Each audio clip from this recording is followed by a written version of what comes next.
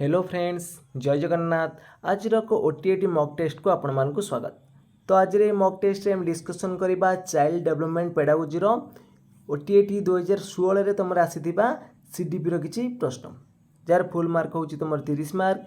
तो आज रे मॉक टेस्ट तुम मानकु निहाती भाबरे आगामी ओटीएटी एग्जाम पे बहुत बहुत हेल्पफुल करिवो।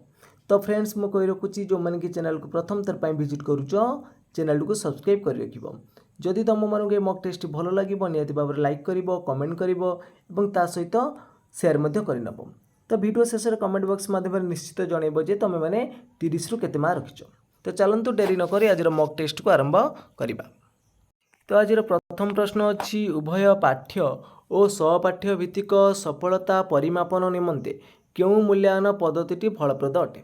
तो आम 4 प्रकार मूल्यांकन अच्छी जानी। तो ये भर ऑप्शन देती गठनात्मक, संव्यापक, अभियोग्यता आउ निदानात्मक। तेरे सठिक उत्तर कौन आसो? उभय पाठ्य और सहपाठ्य भित्तिक सफलतार परिमापन निमंते आमर संव्यापक मूल्यांकन पद्धति फलप्रद अटे। तो बी हो राइट आंसर।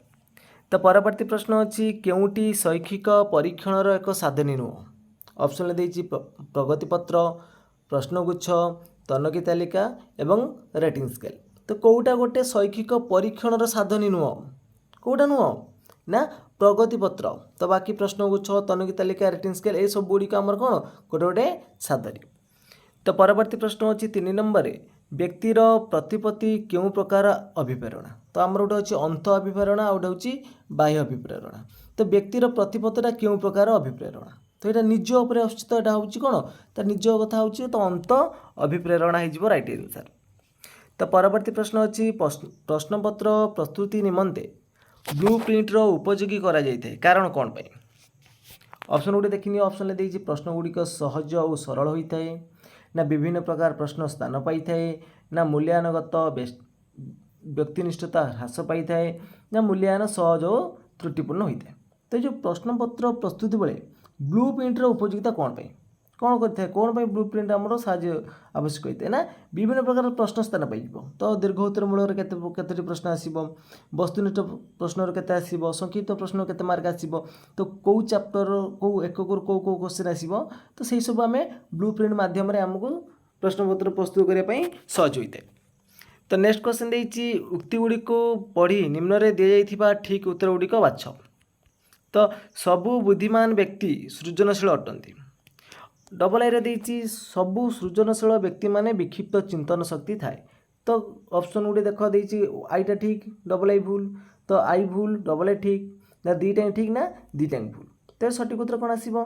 सठिक उत्तर हो ऑप्शन नंबर बी हो ना, सबु बुद्धिमान व्यक्ति सृजनशील अटंती भूल हम, किंतु सबु सृजनशील व्यक्ति मानकर पाखरे विक्षिप्त चिंतन अच्छी है। जो मान कि सृजनशील व्यक्ति माने से माने विक्षिप्त चिंतन करेंगे, किंतु सबु बुद्धिमान पाखरे सृजनशील व्यक्ति नुहंती। तो बी हो राइट आंसर। तो परवर्ती प्रश्न अच्छी उक्ति गुड़ी को पढ़ी निम्न रे दि जाइथिबा ठीक उत्तर टी बाछिबा। तो 6 नंबर देछि हमर दीटा उक्ति देछि आई और डबल आई रे, तो कोउटा ठीक अछि? आई देछि स्वतंत्र विद्यालय रे उभय साधारण और भिन्नक्षम पिला पढ़ी थांती। डबल आई रे देछि स्वतंत्र विद्यालय रे निर्दिष्ट श्रेणी भिन्नक्षम पिला पढ़ी थांती। तो कोउटा ठीक कोटा भूल? ऑप्शन गुड़ी देखी नियो। तो 6 नंबर सठिक उत्तर कौन आसो ना, ऑप्शन नंबर बी हो। तो स्वतंत्र विद्यालय रे केवल आमर स्वतंत्र भिन्नक्षम पिला माने पढ़ी थांती। पुणी जो माने कि तार दृष्टिहीन पिला माने तो केवल से माने दृष्टिहीन विद्यालय पढ़िबे। जो माने श्रवण बाधिता पिला माने से माने केवल ही श्रवण बाधिता विद्यालय पढ़िबे, किंतु सबु पिला पढ़ी पारिबेनी। साधारण पिला तो पढ़ी पारिबेनी, ता सहित अन्य भिन्नक्षम पिला मध्य पढ़ी पारिबे नहीं, किंतु स्वतंत्र विद्यालय रे निर्दिष्ट श्रेणी भिन्नक्षम पिला पढ़ी थांती। एइटा ही ठीक अछि। तो ताले कौन हम बी हो राइट आंसर। तो परवर्ती प्रश्न अच्छी 7 नंबर पियाजेंक मतानुजाई केउटी स्थूल संकाजधर्मी पर्याय अटे। जो 4टा पर्याय अच्छी शैशव अवस्था, बाल्यावस्था, परवर्ती बाल्यावस्था, कैशोर अवस्था। तो पियाजेंक मत अनुसार तो केउटा स्थूल संकाजधर्मी पर्याय अटे? कौटा 7 नंबर सठिक उत्तर कौन आसो ना, परवर्ती बाल्यावस्थाटा। तो फास्टा शैशव अवस्थाटा आम हूँ संवेदीकारक पर्याय है। तापर आसो आम कौन प्राग संकार्यधर्मी कार्य बाल्यावस्था। तापर आसो आमर स्थूल संकार्यधर्मी कार्य हूँ परवर्ती बाल्यावस्था। तापर आमर कौन ना कैशोर अवस्था आमर यथायथ संकार्यधर्मी पर्याय। ताले आमर पचार स्थूल संकार्यधर्मी पर्याय कौटा हम ताले परवर्ती बाल्यावस्था हो राइट आंसर। तो नेक्स्ट क्वेश्चन अच्छी केउटी सृजनशीलतार वैशिष्ट्य नुह 8 नंबर देती ऑप्शन देती स्वाधीन चिंता मौलिकता नमनीयता निर्भरशीलता तो केउटा सृजनशीलतार वैशिष्ट्य नुह सठिक उत्तर हो ऑप्शन नंबर डी हो निर्भरशीलता हो राइट आंसर। तो परवर्ती प्रश्न अच्छी केउटी शिशु कैंद्रिक शिक्षा व्यवस्था संपर्कित नुह 4टी ऑप्शन देखनी केउटा शिशु कैंद्रिक शिक्षा व्यवस्था सहित संपर्कित नुह पचार तो सठिक उत्तर कौन आसो ना शिक्षक प्रश्नपत्र प्रश्नोत्तर पद्धति शिक्षादान करें हूँ आमर शिशु कैंद्रिक शिक्षा व्यवस्था नुह यहाँ शिक्षक कैंद्रिक शिक्षा व्यवस्था तो बाकी जो 3टा देती ये 3टा हूँ शिक्षक शिक्षण पथप्रदर्शक रूप कार्य करेंगे शिक्षार्थी शिक्षण प्रक्रिया केन्द्रबिंदु हे शिक्षण शिशुर अनुभूति पर आधारित ये 3टा शिशु कैंद्रिक किंतु जो ऑप्शन बी टा देती है आमर शिक्षक कैंद्रिक। तो परवर्ती प्रश्न अच्छी केउ उद्दीपक स्वतः प्रतिक्रिया जात होता है क्यों उद्दीपक ना स्वाभाविक उद्दीपक ऑप्शन नंबर कौन आसीज डी आसीज राइट आंसर। तो परवर्ती प्रश्न अच्छी क्वेश्चन नंबर 11 वस्तुनिष्ठ प्रश्नर केउ गुणटी न थाए वैधता थाए विशेषता थाए वस्तुनिष्ठता थाए किंतु व्यक्तिनिष्ठता न थाए कहीं जो पिलाटी ठीक कर 1 मार्क पाइब जे भूल कर तार 0 आसो किंतु आमर गोटे दीर्घ उत्तरमूलक प्रश्न से कौन ना व्यक्तिनिष्ठता थाए तो 5 मार्क रु कि 3.5 पाई कि 3 पाई कि 4 पाई तो सही व्यक्तिनिष्ठता थाए किंतु वस्तुनिष्ठ प्रश्न रे व्यक्तिनिष्ठता न थाए।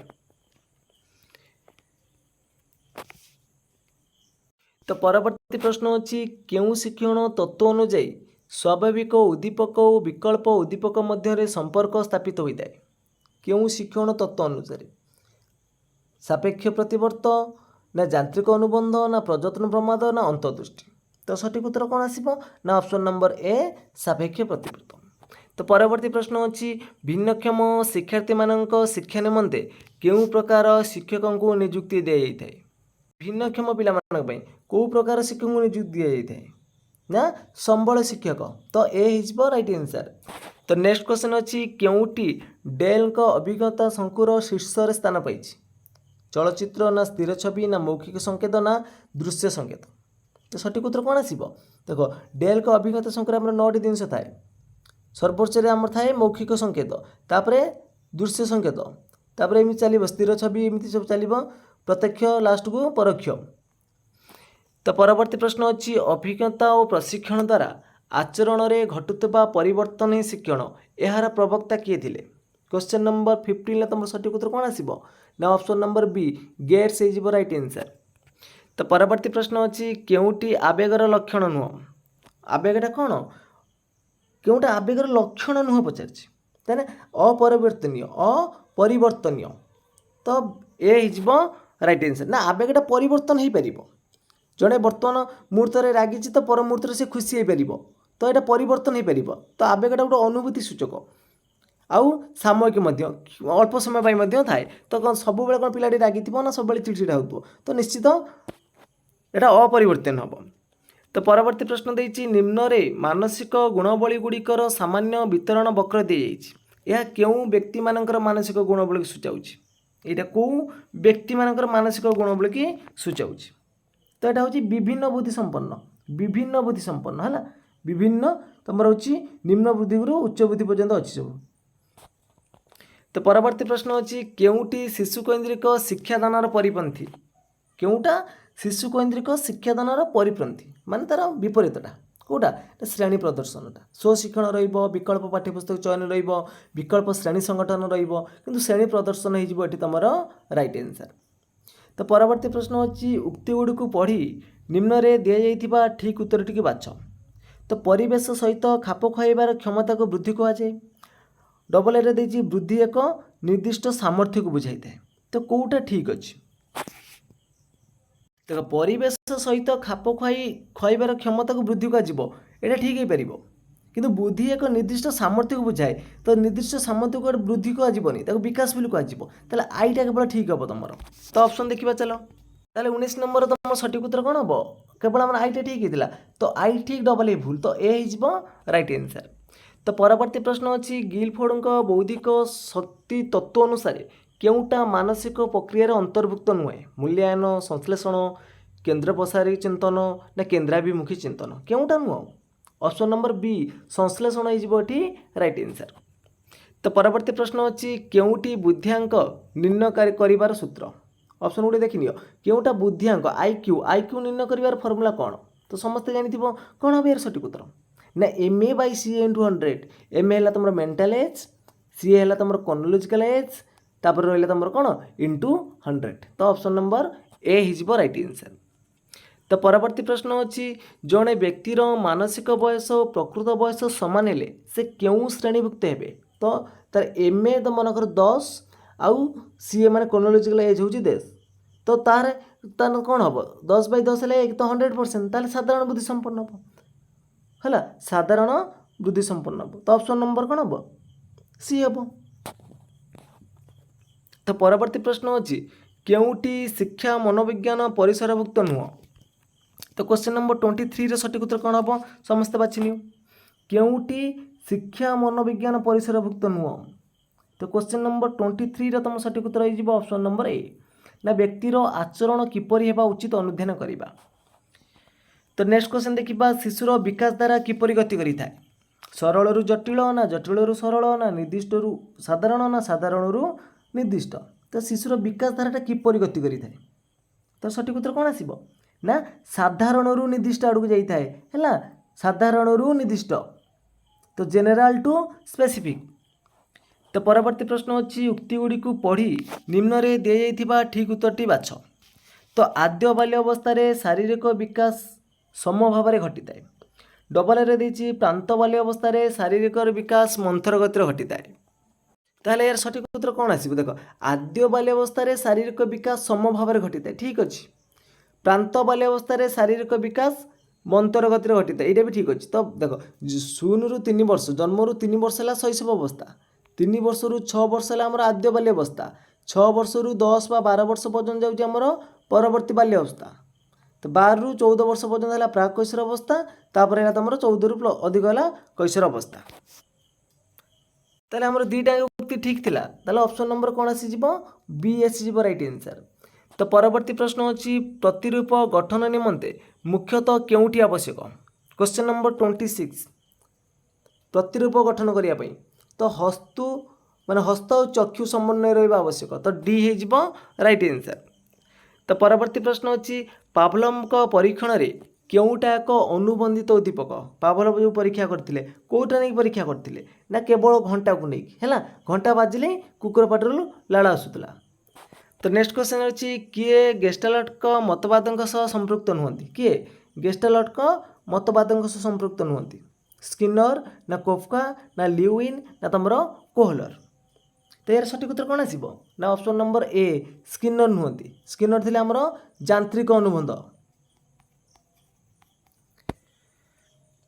तो परवर्ती प्रश्न अच्छी केउटी अंतर्निवेशी शिक्षार उद्देश्य तो क्वेश्चन नंबर 29 सठिक उत्तर कौन हम अंतर्निवेश शिक्षार अर्थ कौन ना सबु वर्गर शिक्षार्थी मान शिक्षा पर गुरुत्व है सबु वर्गर शिक्षार्थी मान शिक्षा पर गुरुत्व तो बी हो राइट आंसर।